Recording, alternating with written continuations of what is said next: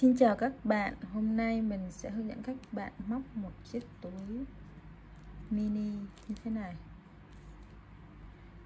Để móc cái chiếc túi này ấy, thì các bạn chỉ dùng cái mũi móc là mũi đơn hay còn gọi là mũi chữ X. Cái kích thước của cái túi này là như thế này. Để mình lấy thước đây mình đo. Mình đo ở phần đáy nhé. Kích thước bề ngang là khoảng 18 cm.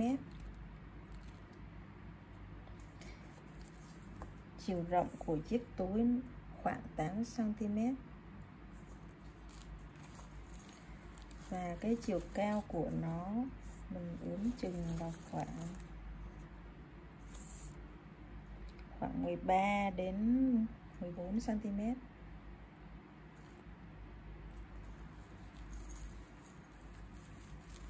Và ở đây mình sử dụng sợi dệt cô tông để mình móc cái túi này. Các bạn có thể dùng khoảng 2 cuộn sợi dệt là đủ, dư rồi đấy các bạn.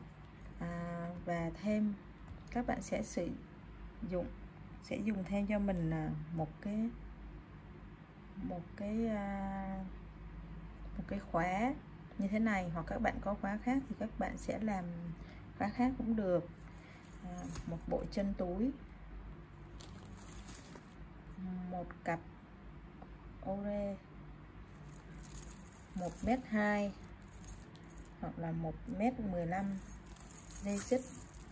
Các bạn cắt xích đủ cho mình sử dụng, bởi vì có những người thì cao, những người thấp, cho nên mình cắt vừa sợi xích nhé.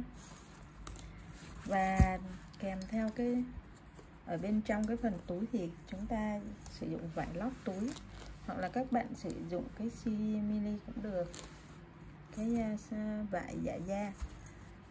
Là nếu mà các bạn muốn có cái khóa như thế này, cái túi có khóa như thế này, thì các bạn thêm cái phần khóa với lại đầu khóa vô nữa.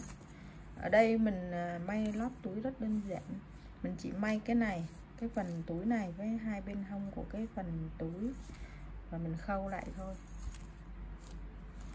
Đó. Bây giờ mình sẽ hướng dẫn cho các bạn nha.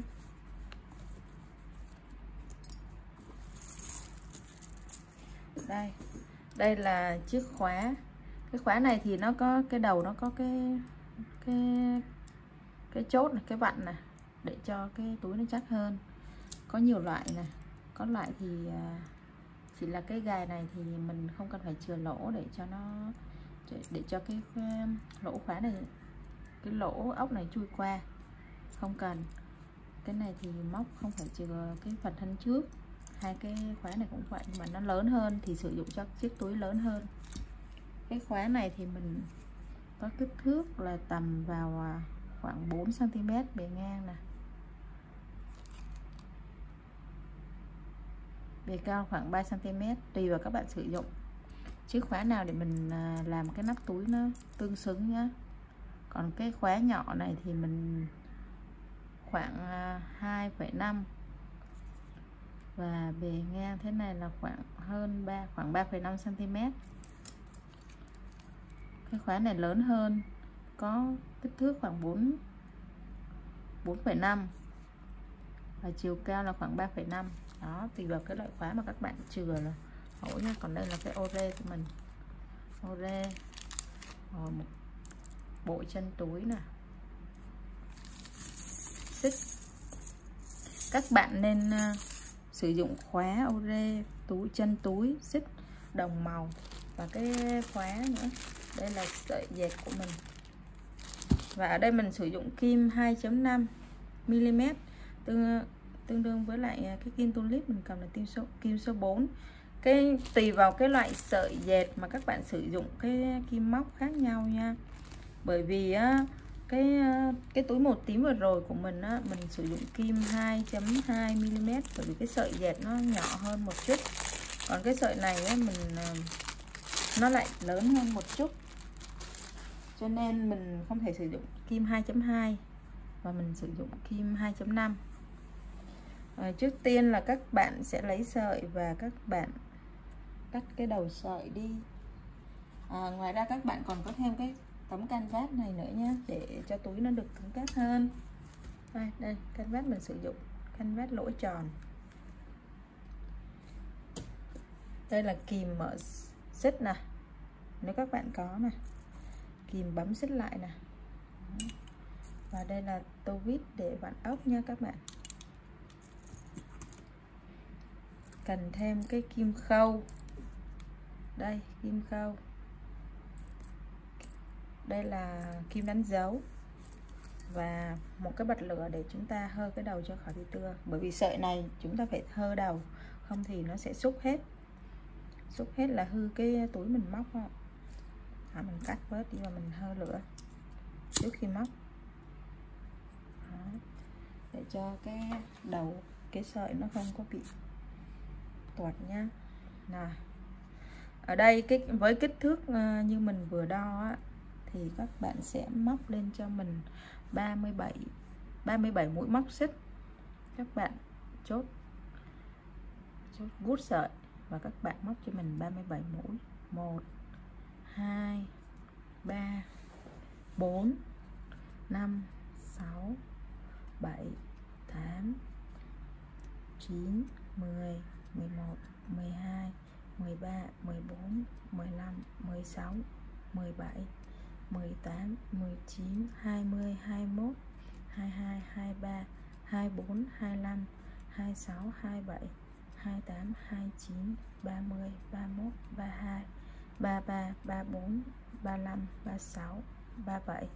Đó là một hàng mình sẽ móc 37 mũi đơn. Mình sẽ lên một bính để làm phần thân của mũi. Lên một bính và các bạn sẽ bỏ mũi này, mũi đầu tiên các bạn móc vào chân mũi thứ hai. Các bạn móc cho mình mũi đơn và các bạn sẽ móc cho đến hết hàng. Mỗi chân bính là một mũi đơn. Các bạn móc vừa tay các bạn móc như thế nào thì các bạn móc như vậy. Cái kích thước túi cũng tùy vào cái tay mình móc này, cái kim móc này, cái sợi móc này, cho nên mình hướng dẫn ở đây thôi, nhưng mà tùy tay của các bạn móc như thế nào thì chúng ta sẽ cho ra cái kích thước như thế ấy.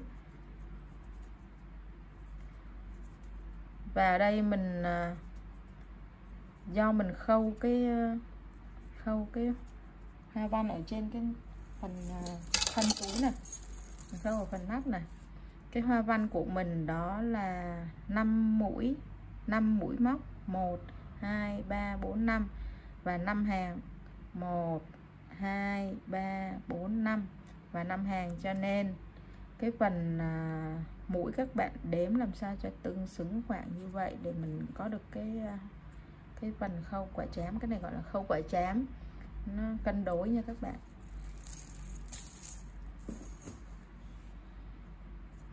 Các bạn cứ móc như vậy cho đến hết hàng.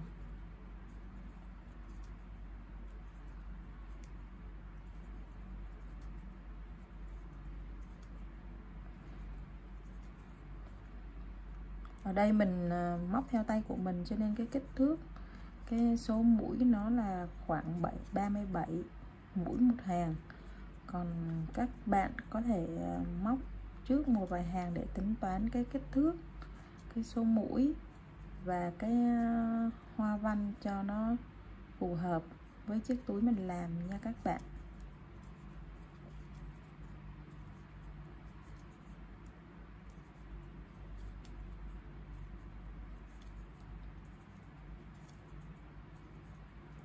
Đó, đây còn một mũi nữa là hết hàng. Đấy. Ở đây thì các bạn sẽ lên hàng thứ hai, các bạn cũng móc tương tự như hàng thứ nhất. Đó là nếu mà các bạn nào móc kích thước mà chưa có đủ với lại cái kích thước túi, ở đây kích thước túi là 18 thì mình móc cái này chỉ là khoảng 17 cm. Nếu các bạn đo tầm 17 hoặc là hơn một chút thì các bạn sẽ không thêm mũi ở đầu.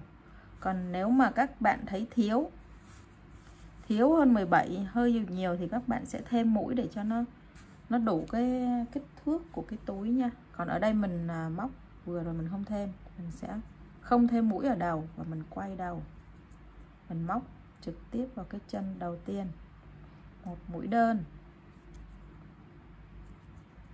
và móc mỗi chân mũi một mũi móc đơn. Chúng ta sẽ móc cho đến hết hàng.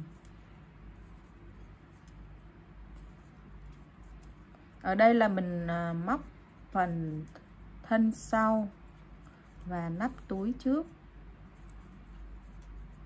Bởi vì mình móc phần thân và nắp trước xong rồi thì mình mới tính được cái phần thân trước để cho cái túi được cân xứng nha các bạn.